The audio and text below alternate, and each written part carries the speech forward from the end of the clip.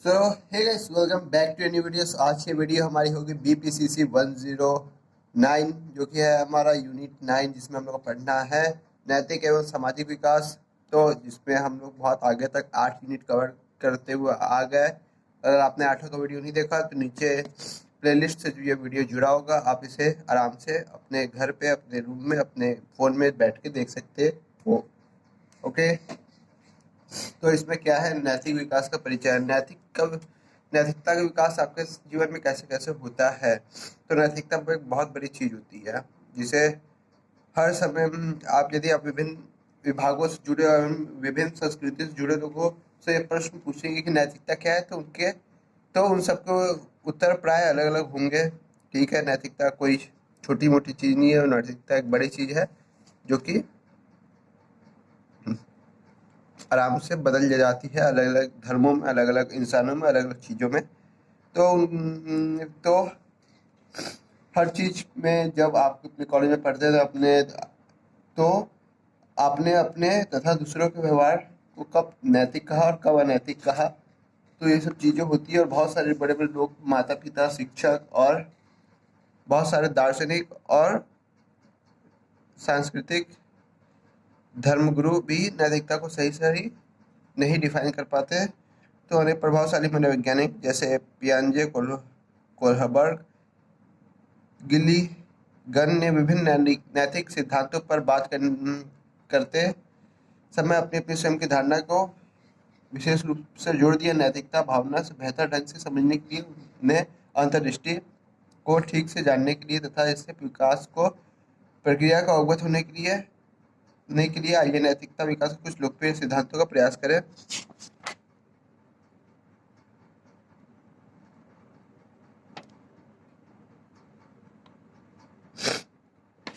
नैतिकता मुख्य रूप से एक है कि आपने क्या सही और गलत रूप का पहचान सही से सीखा कि नहीं। कि जब कोई सही करता है या कोई गलत करता है तो उसमें आपको पहचान पता होना चाहिए, क्या चीज़ सही है, क्या चीज़ गलत है। आपसे अगर कोई खिलौना मांग ले तो उसमें सामने वाला गलत नहीं है, आप ना दो तो आप गलत हो सकते हो। तो इस चीज़ों को सही तरीके से डिफाइन करना बहुत मुश्किल और बहुत ही ईजी हो सकता है कई बार। जीन पियाजे ने नैतिकता का सिद्धांत दिया। उन्होंने इस बात पर जोर दिया कि नैतिकता का एक तरीके से उनको जनक भी कहा जा सकता है, क्योंकि उन्होंने ही नैतिकता के सिद्धांत की स्थापना की थी। तो उन्होंने इस बात पर जोर दिया था कि बच्चों के नैतिक विकास उनके संज्ञानात्मक विकास से जुड़ा होता है। पियाजे का विश्वास था कि बच्चों को नियमों नै- नियमों, नैतिक मानदंड तथा दंड के बारे में विचार लगाकर बदलते हैं। बच्चों को ज्ञानात्मक विकास के अनेक स्तर होते हैं, इसी तरह उन्हें नैतिक विकास के भी अनेक स्तर होते हैं। पियाजे ने सुझाव दिया कि नैतिक तर्कण या चित्रण के दो मुख्य प्रकार होते हैं: परायत नैतिकता, नैतिक वास्तविकता अवस्था, अस्वायत्त नैतिकता, नैतिक सापेक्षता अवस्था। तो परायत नैतिकता वो होती है जिसमें कि हर चीज़ें हमारे द्वारा ला दी जाती है। शिक्षक बताता है कि नहीं, ये चीज़ सही है, ये चीज़ गलत है, पेन दो, पेंसिल दो, अपनी आंसर शीट मत दे दो एग्जाम्स में। ये सब चीज़ें नैतिकता होती है। अपनी पढ़ाई सही से पढ़ो, ये सब चीज़ें होती है। जिसमें माता पिता, शिक्षक, सामाजिक प्रतिनिधि आपको गाइड करते हैं, और आपको सही न जाने पर आपको सजा दी जाती है। ठीक है, तो ये अवस्था 5 से 9 वर्ष की होती है। और स्वायत्त नैतिकता 9 वर्ष तथा उसके बाद की अवधि होती है।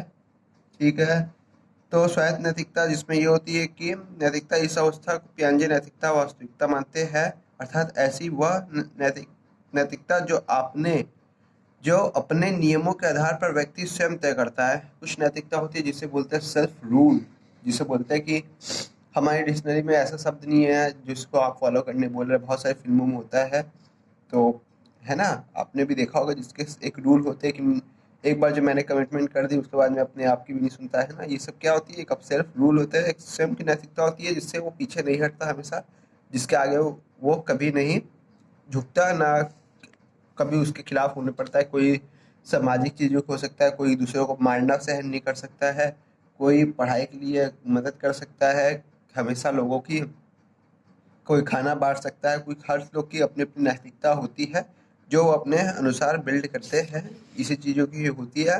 तो ये 9 वर्ष के बाद की अवधि से स्टार्ट हो जाती है, जिसमें लोग करते हैं तो इनका कुछ आलोचनात्मक दृष्टिकोण भी है जो आपको अभी अपने मन में उठे होंगे उनसे रिलेटेड सवाल। उसी से पियाजे का आलोचनात्मक दृष्टिकोण है। पियाजे के सिद्धांत की इसलिए की आलोचना हुई कि उन्होंने बच्चों को कमतर करके आका, बच्चे की कम तरीके से उनका नैतिकता बिल्ड होती है। कम समय में ही उन्होंने नैतिकता को बिल्ड कर लिया और हो सकता है बच्चे इससे पहले ही नैतिकता बिल्ड कर लेते हो। आका बुके ने 1916 में दिखाया कि 3 वर्ष की आयु के बाद बच्चे समझने लगते हैं और दूसरे लोगों को उपदेशों और इरादों को समझने लगते हैं। पियाजे ने आलोचना इसलिए भी की गई कि उन्होंने ज़्यादातर निष्कर्ष चिकित्सीय साक्षात्कारों तथा कहानियों पर आधारित होते हैं और इससे बच्चों की संज्ञानात्मक क्षमता सीमित रूप से ही पता लग पाते हैं। ठीक है, फिर आगे हमारा लॉरेंस कोहलबर्ग का नैतिकता का सिद्धांत। तो लॉरेंस कोहलबर्ग नैतिकता के सिद्धांत पर काम किया। उन्होंने संशोधन भी किया तथा यह समझाया गया कि नैतिकता विवेक किस प्रकार प्रकाशित होता है।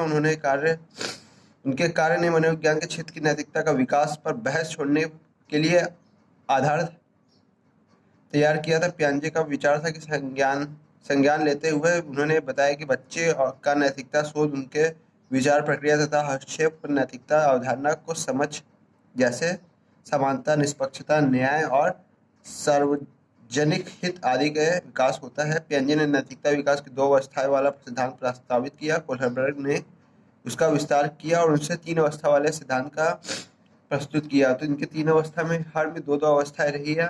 इसमें 6 अलग-अलग स्तर होते हैं, जैसे कि पहले बताया कि 3 अवस्था में 2-2 स्तर है। उन्होंने इस बात पर जोर दिया कि नैतिकता एक जीवन पर्यंत में चलने वाली प्रक्रिया है। हाँ, लोगों अपने-अपने जो रूल्स होते हैं वो आगे पीछे करते रहते हैं और उसमें कुछ ऐड करते रहते हैं और कुछ निकालते रहता है। प्रक्रिया है तथा पियाजे द्वारा प्रस्तावित नैतिकता से कहीं ज़्यादा क्रमिक है। कोहलबर्ग ने अपनी नैतिकता के सिद्धांत को संज्ञानात्मक विकास मूलक बताया। इस आधार पर उन्होंने अपने नैतिक विकास की प्रासंगिकता की व्याख्या सामाजिक एवं संज्ञानात्मक विकास के अंतर्गत की। यह नैतिकता से अभिप्राय नैतिक निर्णय से है तथा सामाजिक सांस्कृतिक संदर्भ में क्या सही है क्या गलत है के मामले में आदेशात्मक मूल्यों के बौद्धिक मूल्यांकन से है। ठीक है, तो इन्होंने जो अपना सिद्धांत रखने के लिए नैतिक निर्णय साक्षात्कार का प्रयोग किया था। नैतिक विकास के स्तर जो कि 6 स्तर, 3 स्तर, 3 स्तर की हर में 2-2 अवस्थाएं हैं। ठीक है, पूर्व पारंपरिक नैतिकता, इस स्तर की नैतिकता बाहर से नियंत्रित की जाती है। दंडित होने का डर, पुरस्कृत होने की अपेक्षा किस तरह से आज्ञाकारिता का पालन करने वाले जैसे बच्चे होते हैं। ये चीज करोगे तो तुम गिलास गिरा दोगे, तुम्हें मार पड़ेगी। और गिलास को अच्छे से तुम क्लीन करके वापस डिश वॉश से एकदम साफ करके अपनी जगह रख दोगे तो हो सकता है तुम्हें चॉकलेट मिल जाए। इस स्तर की यही चीज जो बचपन में सिखाई जाती है, पेंसिल नहीं तोड़ना, पेंसिल को मुंह में नहीं डालना, है ना। ये सब चीजें एक तरीके से डरा करके और आज्ञाओं का पालन करने से होती है और स्पष्ट रूप से दिखाई देती है। इसमें आज्ञा पहली अवस्था होती है आज्ञा तथा दंड केंद्रित, जिसमें आज्ञा दी जाती है और दंड दिया जाता है। अगर सही नहीं हो तो इस चीज़ का डर होता है। बड़े भी दंड से बचने के लिए भय और संचारित होकर व्यवहार करते हैं कि ऑफिस से निकलने का डर बड़े बड़े में भी हो सकता है। फिर हो गया नैमित्तिक व्यक्तिगत अभिविन्यास। इस अवस्था में नैतिकता पुरस्कार और व्यक्तित्व के रुचि पर आधारित होती है कि एक रुचि होती है, उस तरीके की चीज़ आपको प्रेजेंट की जाती है जिससे कि आप उस चीज़ों को अच्छे से अच्छा कर सको और या उस फील्ड में एक आपको पुरस्कार देने का बात हो सकती है कि आप ऐसा करोगे तो आपको इंक्रीमेंट कर देंगे आपकी सैलरी में, आपको चॉकलेट मिलेगी, आपको रात को दूध में हल्दी नहीं दिया जाएगा, चॉकलेट मिलाएंगे उसमें हम लोग, है ना। संचारित होकर व्याख्या करते हैं। इस अवस्था में बच्चे के नतीजे पर नतीजे पर पहुंचने के बाद व्यवहार करते हैं कि बदले में उन्हें क्या मिलने वाला है, उसकी कौन कौन सी आवश्यकता की पूर्ति होने वाली है। रात को खिलौना मिलेगा खेलने के लिए 2 घंटा, उसके बाद वीडियो गेम तुम्हें नहीं मिलेगा खेलने के लिए, 2 घंटा वीडियो गेम मिल सकता है, कुछ भी हो सकता है। पारंपरिक नैतिकता इस स्तर पर सामाजिक नियमों के प्रति अनुरूपता या निष्ठा विविधता पर जाती है। निजी स्वार्थ पीछे चला जाता है और सामाजिक संबंधों के प्रति निष्ठा में आ जाती है। समाज, माता पिता, शिक्षक तथा समकक्षी उनके दृष्टिकोण की नैतिकता की भावना का निश्चयन करने लगते हैं। अपने दोस्तों तथा अन्य महत्वपूर्ण लोगों की मत अधिक महत्व रखने लगते हैं। नियम और नियमों की प्रति निष्ठा महत्वपूर्ण हो जाती है। इस नियमों तथा परंपराओं को समझना समाज में जरूरतों के हिसाब से जरूरी हो जाता है। व्यक्ति स्वयं इन नियमों को अपनी पहचान ढूंढने लगते हैं। सही और गलत के प्रति सामाजिक रुझान और केंद्र में रखते हुए इन नियमों का पालन करते रहते हैं। अंतर्व्यक्ति संबंध, यह अवस्था जो होती है, अवस्था तीसरी अवस्था और स्तर दूसरा, कि ना यह अवस्था सामाजिक नियमों तथा सामाजिक अपेक्षाओं या फिर बड़े अच्छा समझे अच्छा लड़का या अच्छी लड़की जाने की मानसिकता से प्रेरित होकर व्यवहार करने के आधारित होते हैं। कि सामने वाले को क्या होता है ना, फर्स्ट इंप्रेशन बनाने के लिए अच्छी अच्छी चाय बनाना, उसके साथ पकौड़े लाना, बाजार जाकर उनके लिए सामान लेके आना, ठीक है। सामाजिक वो हो गए अंतर्व्यक्ति संबंध। सामाजिक व्यवस्था बनाए रखना, इस अवस्था में नैतिकता विकास पर समाज की महत्वपूर्ण भूमिका रहती है। लोग समाज को केंद्र में रखकर नैतिकता का स्वरूप और निर्धारित करते हैं। व्यक्ति हर बार केंद्र में समाज और कानून की व्यवस्था की स्थिति में चौक चौबंद बनाए रखते हैं। सत्य के प्रति आदर भाव से कर्तव्य परायणता अवधि में चरम पर रहते हैं। मतलब हमेशा किसी समाज या किसी संस्था के अनुसार अपनी नैतिकता के साथ फ्लक्चुएट करना और उसी समय उस चीज़ों को प्रधानता से लागू करना।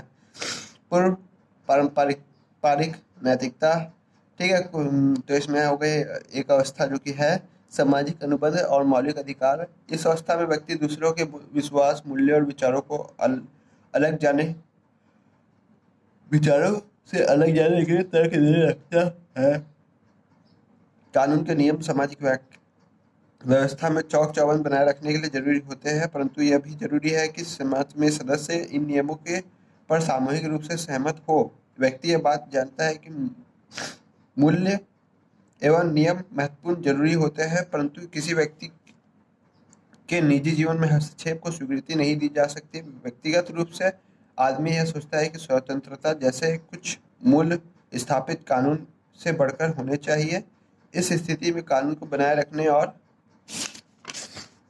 उसे सहयोग करना तर्क सम्मत चयन और आधारित हो जाता है। लोकतांत्रिक सहमति के तहत व्यक्ति अपनी नैतिकता तय करता है कि हमारी नैतिकता ये होगी, हमारी नैतिकता वो होगी, हमारी नैतिकता वो होगी। सार्वभौमिक सिद्धांत को हर्बर्ग ने नैतिक विवेक की एक अंतिम व्यवस्था, जैसे कि ऊपर वाली अवस्था में ये बताया गया कि जब कोई हर देश के कानून होता है तो उस कानून में बहुत छोटे छोटे माइनर इफेक्ट होते हैं जो उसके जीवन में और उसके आसपास वाले के जीवन पे एक प्रभाव डालते हैं और किसी का उसका एक्स्ट्रा फायदा पहुंचाता है, किसी को उससे एक्स्ट्रा नुकसान होता है। तो कई लोग ऐसी इतनी अवस्था बिल्ड कर लेते हैं कि नहीं, हमें ये काम अब नहीं करना और ये हमारा प्राइमरी रूल होगा, ये हमारी नैतिकता होगी कि हम ये काम ना करें और इस काम के विरुद्ध आवाज उठाएं, ठीक है। सार्वभौमिक सिद्धांत कोहलरबर्ग की नैतिकता विवेक की यह अंतिम अवस्था है जो सार्वभौमिक नैतिक सिद्धांतों की नैतिकता का मूर्त विवेक पर आधारित होती है। लोग अपनी आंतरिक धारणाओं तथा न्यायिक सिद्धांत का पालन करते हैं और उन्हीं को अभिव्यक्ति देते हैं, चाहे वो स्थापित कानूनों व नियमों के विरुद्ध ही क्यों न हो। व्यक्ति अपने नैतिक निर्णय सार्वभौमिक मानवाधिकारों का आधार लेने लगते हैं। जब उनका कदम स्थापित कानून के विरुद्ध दिखाई पड़ता है तो वो स्वयं की अंत चेतना की आवाज के विरुद्ध दिखाई पड़ता है। तब व्यक्ति अपनी अंत चेतना की आवाज को सुनता है और यह व्यवहार स्वयं निर्धारित नैतिकता के आधार पर तय होता है, जिसका झुकाव प्राय सामान्य और सार्वभौमिक की ओर होता है और इसे मानवीय मूल्यों और न्याय, समानता और जीवन की गरिमा और उच्च प्राथमिकता देने वाली प्रवृत्तियों अंतर्निहित होती है। मतलब कि कई बार ये बहुत आगे बढ़ जाती है और बहुत हालत खराब कर देती है और ये बताती है कि आप बहुत ज़्यादा ही गलत हो चुके हो किसी भी चीज़ का विरोध करते हुए। फिर गिलिगन का देखभाल आधारित नैतिकता का सिद्धांत। गिलिगन एक लेडीज है, ठीक है। तो इन्होंने सबसे पहले आते ही बड़े लंबे समय के बाद नारीवादी मनोवैज्ञानिकों ने पूर्व के मनोवैज्ञानिकों द्वारा पुरुषवाद मानव व्यवहार पर जोर देने के लिए उनकी खुलकर आलोचना की कि जो भी आपने किया, जितने लोग भी आए अभी तक मनोवैज्ञानिक में, आपने भी ध्यान दिया होगा 99% तक सब के सब मेल थे, पुरुष थे, लेडीज नहीं थी। तो आते ही इन्होंने इस बात पर जोर दिया कि आपने लेडीज लोग को कभी अंदर आने ही नहीं दिया और पुरुष पुरुष पुरुष पुरुष घूमते घूमते एक ऐसी नैतिकता आपने बढ़ा ली कि इसमें कोई लेडीज ना आ पाए। तो इतिहास साक्ष्य है कि मनोवैज्ञानिक निष्पक्षता के पक्षधर रहे कि उन्होंने आते ही जैसे ही आलोचना हुई तो उन्होंने साइंटिस्ट रूप में एक बयान दे दिया कि हम लोग साइंटिस्ट है, हम लोग कभी इसमें जेंडर को नहीं लाते कि ये मेल है या फीमेल है, ऐसी इस बातें नहीं होती। एक पक्षीघर रहे तथा समानता के हिमायती रहे, जैसे कि बोले समानता के बारे में बात करते हैं। सुप्रसिद्ध महिला मनोवैज्ञानिक कॉरेन गिलिगन सटीक उदाहरण क्या है? सटीक उदाहरण है कॉरेन गिलिगन सर्वाद मोर कॉलेज में साहित्य का अध्ययन किया था और रेडक्लिफ कॉलेज से मनोविज्ञान में स्नातकोत्तर उपाधि प्राप्त की थी। इसके बाद उन्होंने शोध कार्य के लिए 1964 में हार्वर्ड विश्वविद्यालय में प्रवेश लिया और एरिक एरिक्सन और लॉरेंस कोहलरबर्ग के साथ काम किया और वह कोहलरबर्ग अनुसंधान सहायक थी और उन्होंने स्त्रियों के दृष्टिकोण की नैतिकता का विचार करने के लिए अपनी अनुसंधान दृष्टि का केंद्र बनाया कि स्त्रियों की क्या नैतिकता होती है। ये चीज़ें परखने के लिए उन्हें स्पेशली एक अपने गिलिगन ने एक यार सेकंड यार फोन क्या कर रहे हो तुम। गिलिगन ने कोहलरबर्ग की नैतिकता की अवधारणा का खंडन किया और यह तर्क दिया कि समाजीकरण की प्रक्रिया के दौरान पुरुष तथा स्त्रियां के नैतिकता व्यवहार तथा विवेक विवेक अलग अलग होते हैं। लड़के और पुरुष निष्पक्षता का न्याय भावना पर आधारित विस्तारवाद सिद्धांत को मुख्य रूप से नैतिकता को दिखाई देते हैं, जबकि लड़कियां और महिलाएं नैतिकता का विचार देखभाल और आत्म बलिदान की भावना पर आधारित होते हैं कि लड़के एकदम बेवकूफ होते हैं, हमेशा नशे कर रहे हैं, घूमे इधर फिर उधर, हम लोग लड़कियां हैं, हम लोग ने देश संभाला है, हम लोग ने बलिदान दिया, आत्म बलिदान की भावना हम लोग में सर्वोपरि रहती है। और लड़कियां तथा पुरुष निष्पक्षता तथा न्याय भावना पर आधारित होता है कि ये निष्पक्ष है, मुख्य रूप से नैतिकता में देखने मिलता है, जबकि लड़कियां आगे बलिदान भी दे देती है दूसरों के लिए और दूसरों की देखभाल के लिए हमेशा तत्पर रहती है। इसलिए महिला के नैतिक विकास की मूल करना इसलिए महिलाओं में नैतिक की विकास के भूल में करुणा का निवास होता है। नैतिकता का क्षेत्र महिलाओं का अभूतपूर्व भूमिका मनोविश्लेषणात्मक रूप से असंतुष्टि के साथ विकसित होता है। कोहलरबर्ग ने सिद्धांत यह मानकर चलता है कि नैतिक विवेक के मामले में महिलाओं पुरुष के पीछे रहती है। गिलिगन ने कोहलरबर्ग के मत का जोरदार खंडन करते हुए कहा कि कोहलरबर्ग की सैद्धांतिक अवधारणा स्त्रियों के पीछे रहती है और यह प्रस्तावित किया कि स्त्रियां किसी भी तरह पुरुषों से कमतर नहीं है। हाँ, नैतिक न्याय तथा विवेक के मामले में पुरुष से भिन्न अवश्य है। ठीक है। गिलिगन का सिद्धांत इस बात पर जोर देता है कि स्त्रियों का संबंध केंद्रिता उच्च कोटि के होते हैं, दूसरों का ख्याल रखने वाले होते हैं, इसलिए उनके अंदर देखभाल जिम्मेदारी की नैतिकता अधिक विकसित हो जाती है, जबकि पुरुष में न्याय आधारित नैतिकता का विकास अधिक होता है कि न्याय देना है, अब हम दंड देंगे ये बात होती है पुरुषों में, जबकि लड़कियों में होती है देखभाल एवं जिम्मेदारी की नैतिकता का विकास होता है। तो इन्होंने नैतिकता को 3 विभिन्न स्तरों की खोज की पहली स्तर की नैतिकता निजी स्वार्थ और रुचि का अभिप्रेरणा है, जिसमें स्थिर होकर महिलाएं यह तय करती है कि उनके लिए क्या सबसे अच्छा है। गिलिगन ने विचार की देखभाल नैतिकता सार्वभौमिक है क्योंकि यह शोषण और आघात के पूरी तरह निकलती है। तो ये इसका 3 स्तर है, जिसमें प्रथम होती है निजी स्वार्थ होता है, फिर आत्म बलिदान होता है, फिर अहिंसा होती है। जब बहुत ज़्यादा हो गया कि परेशान हो गए कि हम किसी की बात के नीचे दबते आए तो लोग अहिंसा पर उतारी हो जाते हैं।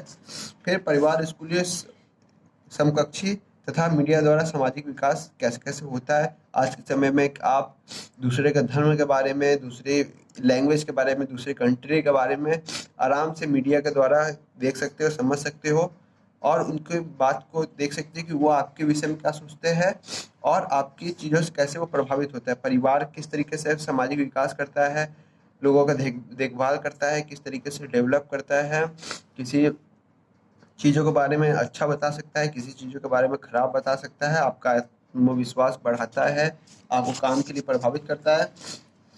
ठीक है। तो आसक्ति का सिद्धांत ऐतिहासिक पूर्ववर्त एक अत्यधिक चर्चित आसक्ति का सिद्धांत का जन्म द्वितीय विश्व युद्ध के दौरान लंदन में हुआ था, जब सिगमंड फ्रायड की बेटी अन्ना फ्रायड तथा डोरोथी बर्लिंघम दोनों ही मनोवैज्ञानिक थी। वे उन बच्चों के लिए शरणार्थी शिविर लगाया था जिनका माता पिता तथा अन्य परिवार जन द्वितीय युद्ध के दौरान मारे गए थे। ठीक है। हेम्स्टीड नर्सरीज नामक इस शरणार्थी शिविरों में तुरंत पैदा हुए बच्चों को रखा जाता था और बर्लिंगम ने इन बच्चों की उस पीड़ा की खुलकर अभिव्यक्ति दी थी जिसे वह अपने परिवार खोने के कारण फूट-फूट कर रोते हुए व्यक्त करते थे। यद्यपि उन्हें हर प्रकार की उच्च कोटि की सुविधाएं दी जाती थी, फिर भी इनका दर्द दूर नहीं होता था। ठीक है, बोल्बी का शक्ति का सिद्धांत ब्रिटेन के बाल मनोवैज्ञानिक तथा मनोविश्लेषक एडवर्ड एडवर्ड जॉन मोस्टिन बोल्बी उन्हें बच्चों तथा उनकी देखभाल करने वाले के बीच संबंधों की प्रगाढ़ता के कायल थे। उन्होंने बच्चों की मात्र विहीनता के एहसासों को बड़ी निकटता से अनुभव किया था। उन्होंने इस मामले पर गहन छानबीन की और उनके प्राय निष्कर्षों के आधार पर उन्हें संलग्नता के सिद्धांत के जन्म दिया। ठीक है, किस चीज को जन्म दे दिया? संलग्नता के सिद्धांत को जन्म दिया। बोल्बी ने शिशुओं को के त्रिचरणीय प्रतिक्रियाओं का पता लगाया। ये प्रतिक्रियाएं तब तब अभिव्यक्त करते थे जब उन्हें अपने अभिभावकों से अलग कर दिया जाता था। पहला चरण था विरोध करना, फिर दूसरा चरण होता था निराशा हो जाना, तीसरा चरण था विलग्न। कुछ समय बीत जाने के बाद तीसरा चरण आता था जिसे विलग्न कहा जाता था। इस दौरान बच्चा अपने देखभालकर्ताओं के साथ लगाव समाप्त कर दूसरे देखभाल में रुचि लेने लगता है तथा नए वातावरण में अपने आप को ढालने लगता है। मतलब पहले तो लोग थोड़ा विरोध करते हैं कि ये हमारे माता पिता से दूर ले जा रहा है, दूर ले जा रहा है, दूर ले जा रहा है। फिर कुछ समय तक निराशा होकर शांति से कोने में चुप मार के बैठे रहते हैं। फिर विलग्न हो जाता है और नई चीजों को अपनाने लग जाते हैं और सामने वाले को लगाव को और उसके प्यार को अपना करके उस नए वातावरण में ढलना स्टार्ट हो जाता है। ठीक है, आसक्ति एवं सामाजिक दोनों ही बोल्बी का शक्ति सिद्धांत और आसक्ति और सामाजिक संसार ये एग्जाम्स में आए हुए हैं जून 2022 में एक क्वेश्चन में। तो अमेरिकन कनाडियन मनोवैज्ञानिक मैरी डिसमोर एटवर्ड ने भी संलग्नता के सिद्धांत का प्रतिपादित किया। इनका विश्वास था कि कुछ शिशु अपनी माताओं के साथ अधिक लगाव रखते हैं तथा कुछ ऐसा नहीं करते। इस बात का पता लगाने के लिए बड़े हो जाने पर वे अपने संबंधों को किस तरह निभाएंगे, वे तुलनात्मक लगाव आसक्ति विकसित कर लेते हैं तथा अपने प्रथम अभिभावक को संरक्षण भी मान लेते हैं। संरक्षक मतलब गॉडफादर हो गया, संरक्षक मान लेते हैं और उसी के आधार पर पाकर वह बाकी सामाजिक संसार में मंथन करते हैं। उन्होंने 3 प्रकार के विशिष्ट लगाव का वर्णन किया: सुरक्षित आसक्ति टाइप ए, उत्सुक परिवार आसक्ति टाइप शैली टाइप बी, उत्सुक प्रतिरोधी शैली टाइप सी। ठीक है, तो अभी हम लोग क्या कर रहे थे? समाज विकास कर रहे थे। स्कूल में समाज विकास होता है कि कैसे बाहरी दुनिया होती है, साइंस स्ट्रीम कैसी होती है, आर्ट्स स्ट्रीम कैसी होती है, कॉमर्स स्ट्रीम कैसी होती है।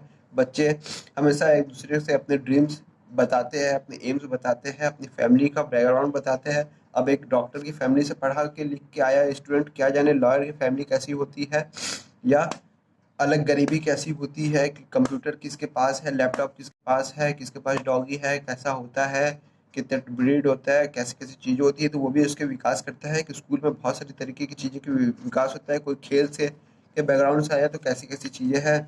अब वही समकक्षी और कीड़ा भी कुछ विकास करते हैं जिसमें बहुत सारी चीज़ें होती है। मित्रता बच्चों के जीवन में अनेक महत्वपूर्ण योगदान देती है। मित्र अंतर संबंधों और ज्ञान मूलक कौशलों को विकास देते हैं। कंपटीशन होता है पढ़ाई का और ज्ञान का कि ये चैप्टर में तुमने ये खोज के लाया तो कल हम वो खोज के लाएंगे, उस चीज़ों के बारे में हम कल जान के लाएंगे, है ना, उस चीज़ों को हम बेटर करेंगे।